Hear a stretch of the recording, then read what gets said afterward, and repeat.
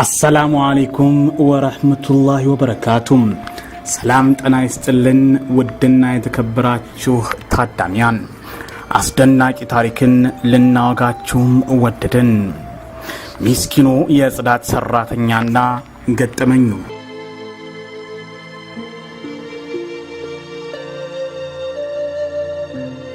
نزرول عبدالكريم ይባላል።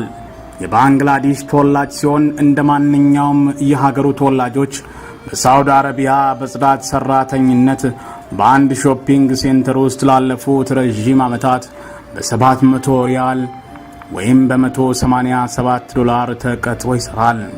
ታዲያ አንድ ቀን ትክት ብሎት እንደ ዘበት ወደ አንድ ውድና ያማሩ የወርቅ ጌጣጌጦች ወደ ተደረደሩበት የጌጣጌጥ ሱቅ ጠጋ ብሎ በመስታወቱ ውስጥ በመልኩ የተሰደሩትን ውድ ጌጦች በአትኩሮት እየቃኘ ወደ ሀገሩ ባንግላዴሽ በሐሳብ ነጎደ።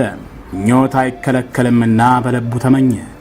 ገጠር ላለች ምስኪን እናቱ ወይም ለውድ ባለቤቱ ወይም ለአብራኩ ክፋይ ሴት ልጁ ይህንን ወርቅ ተመኘ።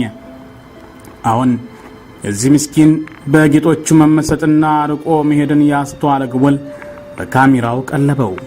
ቀልቦም አልተውም፣ በሶሻል ሚዲያ ለቀቀው። የተገኘው ምላሽ ግን አጅብ የሚያሰኝ ነበር። የወርቅ ሱቅ ባለቤትና እዚያው ነዋሪ የሆነው አብደላህ አልቃህጣን የተባለ በጎ አድራጊ ከወርቅ መደብሩ ያማረውን የወርቅ አይነት እንዲወስድ ሲፈቅድለት ቁጥሩን መናገር ያልፈለገውንም ሪያል አከለበት። ምን ይህ ብቻ! ቀለብም ሩዝና የመሳሰሉትን ጨመረለት። አጅብ ነው የአላህ ሥራ። አንዱም ብራንድ ኒው አይፎን 7 የተሰኘውን ስማርትፎን ሲጀባው፣ ሌላኛው ደግሞ ሳምሰንግ ጋላክሲ ጨመረለት። ሱብሃንአላህ። ሌላኛው ደግሞ ዶላሮችን በፖስታ አሽጎ አሻረው። አላህ ሱብሃነሁ ወተዓላ ቃሉ ምንኛ ማረ! የቱ አትሉኝም? አላህን የፈራ መውጫውን ያገራለታል፣ ካላሰበውን ቦታ ርዝቁን ይሰጠዋል፣ ይከፍትለታል። አላህ ሱብሃነሁ ወተዓላ ለሁላችንም ካላሰብን ቦታ ያልታሰበ ርዝቅ ይስጠን።